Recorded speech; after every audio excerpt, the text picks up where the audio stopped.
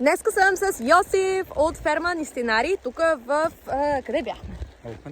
Ново Панчарево. И той ме учи как да съм истински български каубой. И макар, че там някъде събирахме кравите, не бяхме с мустанги.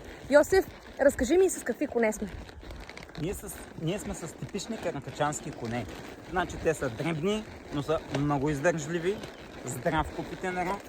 Могат да работят месеци наред, без да са ковани по твърдата земя през лятото или през кълта през зимата, без да ги болят крака, без да чувстват умора. Те са страхотна душа. Привързват се към ездача, към стопанина си.